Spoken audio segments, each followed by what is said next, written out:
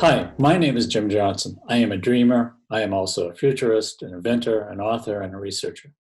Since 1985, with the Standish Group, I've been studying IT and computer failures. In fact, I wrote a book about it. It's called My Life is Failure. My research on failure started with mainframe computers and servers with IBM, HP, and many others. Then I moved on to software, looking at transactions and database systems. Since 1994, I've been looking at software project failures and dreaming about how to improve software projects. I examined in depth over 130,000 software projects, from the very small to the very large, to find out what works and what does not work. And this work is documented in our Chaos Report series. Early on in our research, we found that the executive sponsor was a key to software project success and failure. In fact, for 25 years, it's been on the list of factors of success and as number 1 or number 2. One of our major findings is having a good sponsor makes all the difference in the world, whether or not the project will be successful and return value. We can see in this chart that highly skilled project sponsors have a 60% success rate and only an 8% chance the project will ultimately fail. An executive project sponsor is like a captain of a ship.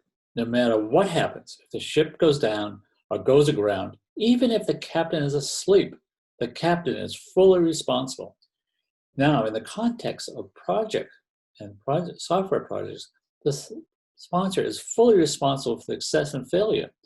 The sponsor sets or approves the budget, timelines, value metrics, the vision, and imagines how it will be used. However, the captain or the sponsor, in many cases, does not manage the team. In fact, most cases, the team reports to someone else other than the project sponsor. While this is a current fact, early on, we did not know the key attributes of a good sponsor. Then about 12 years ago, we set up a formal research program to find the habits of a successful project sponsor. We did a number of interviews, surveys, focus groups, and we did a bunch of workshops after we got some initial results. And we did this around the world to discover the skills needed to be a good sponsor. We documented this in our findings in several research reports, blogs, press interviews, and conference talks over the years. This accumulated research is in the writing of our book titled The Good Sponsor. Now, as a companion to the book, we also created an appraisal for the sponsor to discover how he or she may improve their skills. And we created 3 online classes mentored by professors to be able to help people become good sponsors. As a hobby, for many years, I have also studied presidential history. A few years ago, I decided to merge my love of history with my lifelong research on why things break and why software projects fail. In this, I wrote a book, The Dead President's Guide to Project Management. Here's a copy of the book. Here's what it looks like. Now, most of the dead presidents would not have been alive to experience computer software. That wasn't the issue. What I wanted to find out is what I could learn from them, how they might have approached sponsoring projects and managing software projects. Then my grandson came to me and said he was supporting Joe Biden because he does not like Trump. Most of his friends also said they are against Trump. While there are many reasons to vote against Trump, such as appalling behavior, criminal activity, and obvious failure of leadership. Now think about Donald as the worst boss you ever had, multiply it by 10. You know the type that never takes responsibility and constantly blames you and others for his or her mistakes. He would be a complete and utter failure for managing projects. And I know failure when I see it. Now let's pass on from Trump, and the rest of the talk, we're going to be talking about Biden. And there are many reasons to like and vote for Biden, but I need to give my grandson more. So I decided if the presidency is a project, would Joe Biden be a good executive sponsor? We first came up with many skills. Something like 300. We then whittled them down to about 50. Then we grouped them into 5s and put them into these 10 principles. I have found that almost any able executive can be a good sponsor Some are natural and some aren't. Some we learned their secrets, some we learned how not to do things. All can get better with a little education and training from our courses. So I did a good sponsor appraisal for Joe Biden, and I am projecting his scores on how he would do as a project sponsor after our education and training. Let's take a look. Inspiration is the process of emotionally stimulating your team and organization to do or feel something, especially to do something creative. Inspiration is the act of moving a project forward to the ultimate goals. Your inspiration will be infectious, and showing enthusiasm will inspire your team. You need to inspire your team by finding out what motivates them and go beyond just putting in the time. You need to tap into their creative minds and get them to think positively about the project and its goals. While Joe Biden might not be the most dynamic speaker, he does stimulate some emotion and he has a clarity of purpose. He likes to celebrate accomplishments and he's always looking for feedback and he's doing major retrospectives on how things look and how he can change it, make them better. And he gives people a sense of ownership. He makes them feel like they're part of the team, part of the group, and how they can improve things. He doesn't take credit himself. He makes the team better. Now, Joe doesn't pretend to know everything about everything. He allows people to grow around him and support his people. So I'm going to give him a nice score. He's skilled. He's above average. And for inspiration, I think he'd be a wonderful sponsor. Perspiration means it takes hard work and a commitment to the project or program to be a good sponsor. You need to get behind and be passionate about the projects and programs you support. You must work hard to contain the scope of a project and not let it run away from you because of overzealous stakeholders. We suggest that the best way for you to contain and reduce scope is to understand the value of each major feature and function in relationship to each other. Your path to optimization is through feature relationships. So Joe works hard. He's committed. I mean, he's committed to helping the country. He optimizes his time for sure. He has a great breadth of vocabulary, and he's used to selling the leadership. And the leadership could be in the Senate or the House. It could be foreign governments. Joe Biden works for the people, not himself. He even takes time off to improve the lives of others, such as the boy stuttering. I I like Joe on this one. I'm going to give Joe a high skill on this trip. I'm going to give Joe highly skilled, and that puts him in the top 20%. Imagination is the ability to form new ideas and concepts of objects and services not yet realized. It is the creative power to innovate, invent, and originate. It is the ability to envision how things can be versus how they are today. It is the ability to see the future. It is the ability to daydream. One of the great skills on imagination is daydreaming. Being able to simply stop, think about things, have that vision, and be able to explain that vision simply, have great empathy with people, and be able to have empathy on how people might use the project if you're doing a software project. Certainly, you want to use some primary research, such as focus groups and surveys and interviews and talking to the people. And you also have to have an idea of the big picture, how things might look as you make your changes. And this I give Joe a pretty good score. I think he has great imagination. He imagines how America can get better and how the world can get better. He has great, he tries to heal people when they're in troubled times and use that empathy to be able to help them. So I'm going to give Joe another highly skilled score and put him again in the top 20%. Decisiveness is simply making decisions promptly and firmly.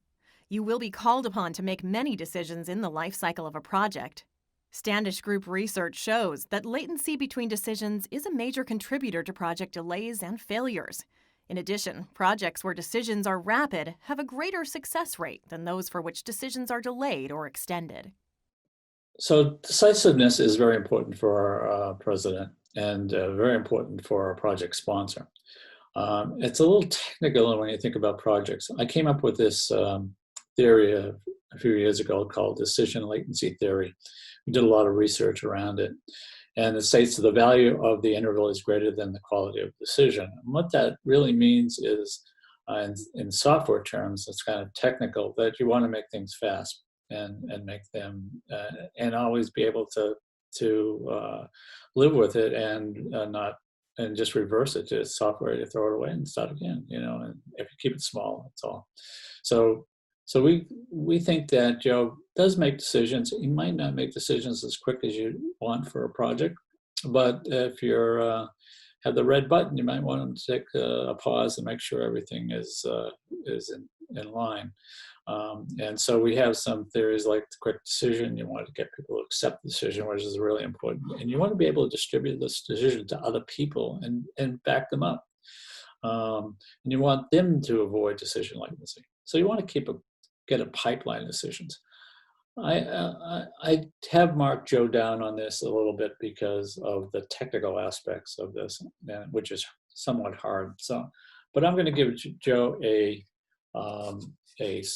skilled mark on this one, and that also puts him on 20% because most people don't do well with this one area, and it has a lot of points.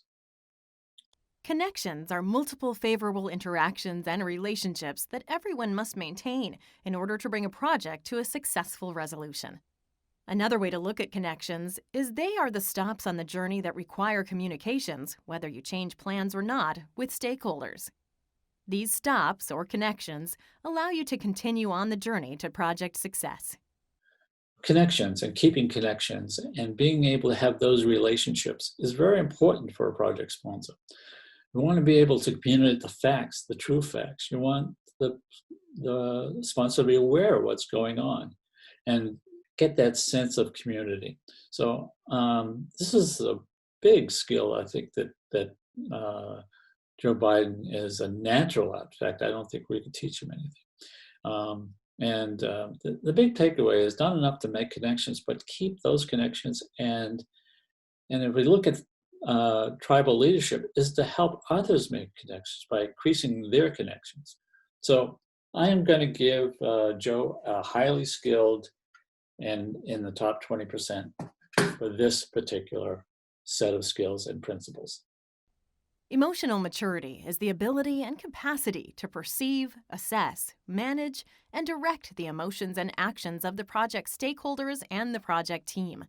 Emotional maturity is the skill to recognize and deal with the 5 deadly sins of project management: overambition, arrogance, ignorance, abstinence, and fraudulence. Emotional maturity, that's managing emotions, being able to control yourself, being able to let people have expectations about you. Also, we talk about the 5 deadly sins in emotional maturity. Arrogance. Are you arrogant? And usually, sometimes arrogance comes with people that are not confident in themselves. So arrogance is a two-way sword there. People that just are not there. They just leave. Maybe they go watch TV or they go golfing or something like that. They're just not there when the important things happen. They don't look at the facts. They don't look at research. They're ignorant of what's really going on. They're ignorant of history of what happened in the past.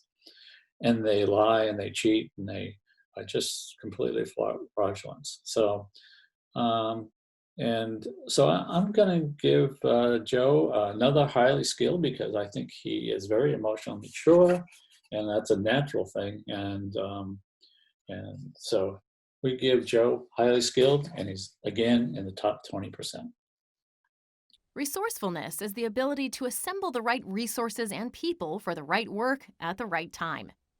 Project resources are anything that is assigned to an activity or needed to complete an activity, and may include equipment, people, buildings, etc. So on resourcefulness, we really want to talk about the team, and we want to get talented people. And we also want to have that skill that makes people, that chemistry. and that trustworthiness. So it's very important to have that skill, especially if you're running a team, a big team like and the president is a huge team. And so we want to have that. And it's clear from Joe Biden's history that he would get the right people for the right job, and he would build that chemistry around those talented people to make sure they're doing the best they can. So I give Joe a highly skilled for this and put him in the top 20%. Nimbleness in the project sense is the team's capability of withstanding stress without injury as the project undergoes changes and modifications. It is the ability to be responsive to change and adaptable to new requirements, dropping others without having a major effect on time, schedule, and cost. It is the ability to create wealth through higher value items and by taking advantage of better opportunities.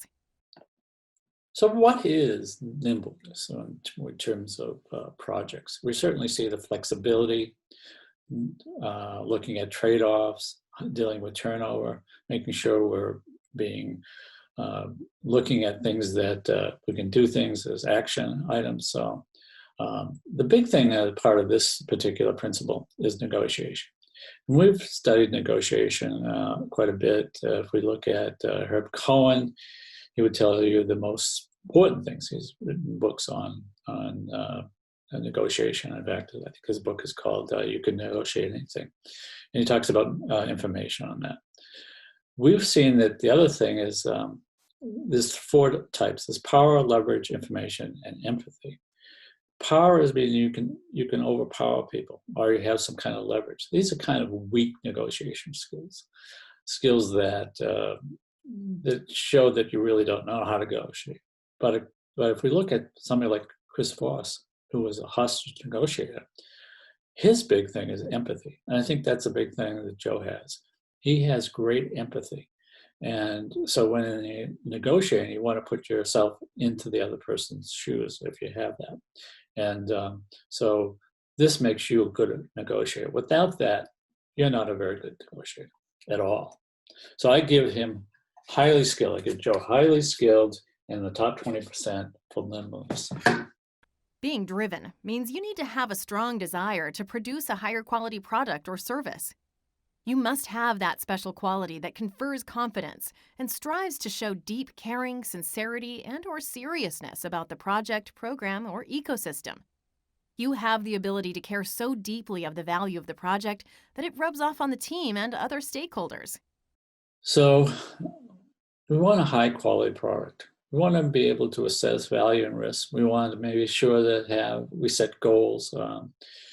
As the great venture capitalist John Doerr says, you want to have objectives and key results. You want to be able to look at that. I think you can't run for president and not be driven. I mean, that's something they have. So again, I'm going to give Joe a high score here, highly skilled, and again, he's in 20%, top 20%. Progression, in the context of the project management process, is a sequence of operations and events that lead toward completion. These processes use people's time and system resources. The process should lead to a product. The product should go into production and create value for the organization. So when we're looking at software, we want to count what counts. We want to look at that product outcome, what kind of bonding you have with the people. You want to be able to deliver things fast. And so, I think that if you're looking at different counts and different metrics and working with the executives and the people that actually know what's going on in those areas, you'll be able to check progress. So I think Joe could get very good at this, so I'm going to give him a highly skilled on this, and again, putting him in the top 20%. The final score is Joe Biden is highly skilled executive sponsor in the top 20%. Joe Biden is will be a good president, but he also would make a good project sponsor. So there you go. There's 50 reasons to vote for Joe Biden and 10 principles So I think he'll make a great president. As a futurist, I'm called him on to make many predictions. I have about an 80% track record. So I'm pretty good at predictions. And I think that Joe Biden will make a good president.